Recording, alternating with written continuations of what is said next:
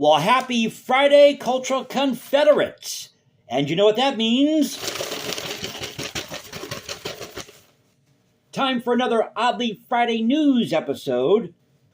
Now, if you're new to the channel, every Friday I do these Oddly Friday news episodes, and you're not going to find any fancy graphics here, nothing like that, so what you see is what you get. We talk about the news of the day, you might get a tinge of politics, but my main focus here, and I have to say this for everybody who's been with me for a while, because I don't want people walking away when they just see, a still shot. But my main focus here is to preserve great art, music, history, and culture, and sometimes point out the absurdity of culture, which is the purpose of our Oddly Friday news segment. Maybe I should just do a 10-minute YouTube video doing this. I mean, how many views do you think I could get here on YouTube just doing? Let me know in the comment section below. So let's get to this. I'm actually doing this on my downtime at work. Sorry I couldn't post this earlier. I had some things going on around my apartment building, so a lot of noise. Whenever you're a YouTuber, it's a really hard thing to get a video done when you've got neighbors that are, up and about.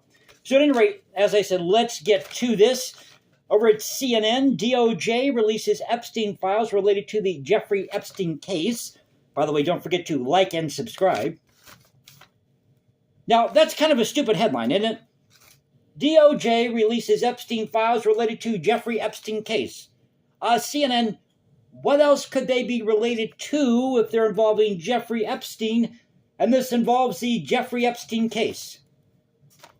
Maybe you need to have your journalists consult their editors.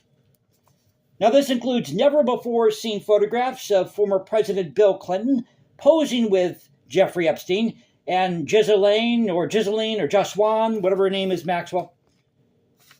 And this release comes after Trump signed a bipartisan bill in November, though at the time the DOJ website wasn't immediately searchable, and they're still having issues with that now. Good old government inefficiency.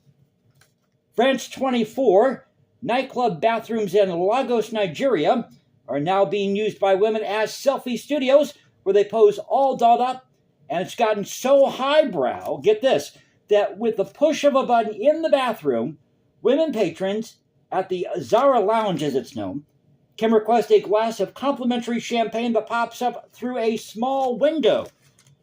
How about a glass of champagne when you're taking a dump? Now that's high class. More fallout from the Turning Point USA's AmFest 2025 that started yesterday. Oh, this is not looking good for Turning Point. Now, I did a video about this yesterday, and I have to apologize. I know yesterday's video was not the best. I did it on the fly, and for some reason, my air conditioner blows everywhere in my apartment. So whenever I'm doing a graphic, which I handwrite my graphics, just a little inside baseball here, and then I post them somewhere and then put the camera angle there, well, set the phone in front of it and do the camera angle or the video that way. So sometimes the air conditioner tends to blow, and I don't even know it. It blows onto the paper or whatever I'm doing or the graphic.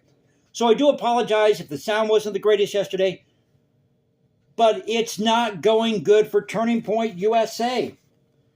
So we have more fallout, as I said, because the event was plagued with technical issues. In fact, Erica Kirk, did you notice that Erica Kirk didn't cry once? She didn't cry once in her speech. I was thinking, where are the tears? Where's the tissue? No tears, no tissue. But she was coming out looking like Queen Latifah or Beyonce or Cardi B, and they had the pyrotechnics.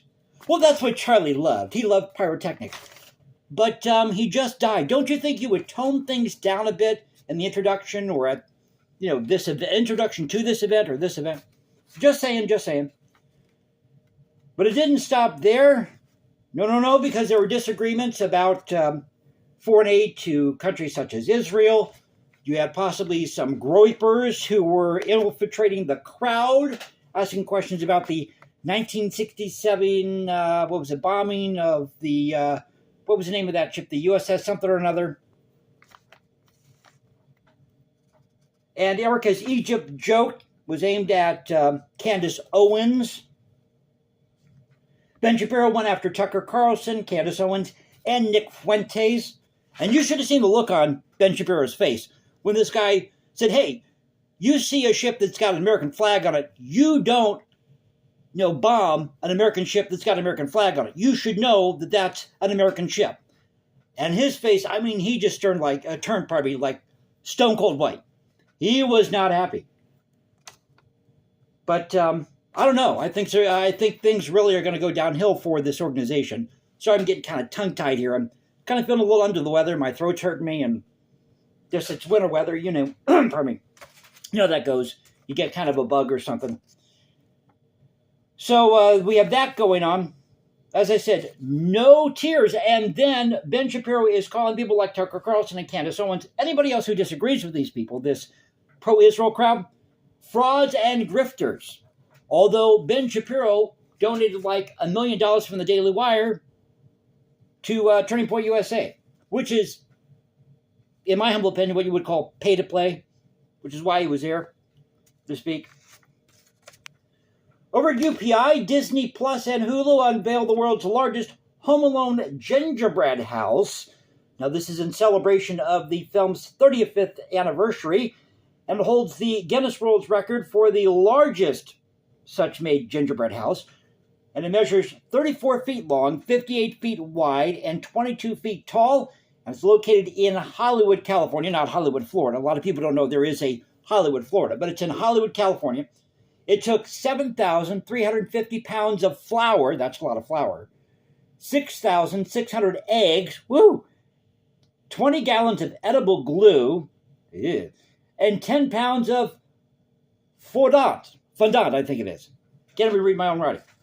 So we've got that going on. The world's largest gingerbread house, thanks to Disney Plus and Hulu, in celebration of the 35th anniversary of the film Home Alone. And Dateline Russian journalist proposes to his girlfriend midway through Vladimir Putin's end-of-the-year presser, his nationwide presser that he does every year. Now, this journalist, whose name here is Kirill Bosnahov, he was dressed in a black bow tie, or probably a red bow tie, I think a black suit here, or tuxedo, holding a poster reading, "I want to get married." So this caught the eye of the dear leader here. And so this drew applause from the crowd, and they all passed around a hat and collected money to help him with his wedding. So a nice little moment, despite everything going on between Russia and Ukraine. We hope this guy has a great time at his wedding. We wish him well, Kirill Baznahov, and I believe the name of his bride-to-be here, let me find her name. It's kind of an odd name. It's like Oshkika or something like that. It's some Russian name. Pardon me again. And finally, over WTOP News, British baker's criticism of Mexican ugly bread triggers social media outrage. So you have this food-themed podcast, forget the name of it here, and this founder who lives in Mexico City, his name is Richard Hart, co-founder of Green Rhino Bakery. And he was saying during this podcast that Mexicans, their bread that they use that the bread they have is subpar, that it's ugly, and that it's mass-produced. Lots of backlash. Ooh, don't make any bad comments about Mexican bread. Actually, there's a lot of great Mexican food out there. So let's celebrate the Mexican culture, Mexican food. I lived in Northern California, so we got some of the flavor of the Southwest. Huge Mexican. A lot of people don't know that the early cowboys were actually Mexican or Spanish.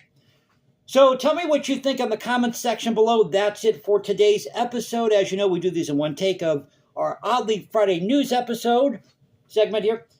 But thank you again for bearing with me. Let me work my way through this. You can follow me at Instagram. I've just had that account changed. I keep forgetting it because I'm so used to my old account.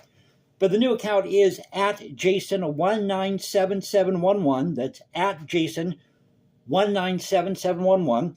You can find me at Substack or go to Culture Confederacy at Culture Confed1 on X. This is the Culture Confederacy saying peace out. Stay safe, everybody. God bless. Keep up the culture, and I'll catch you next time. Y'all have a great Friday.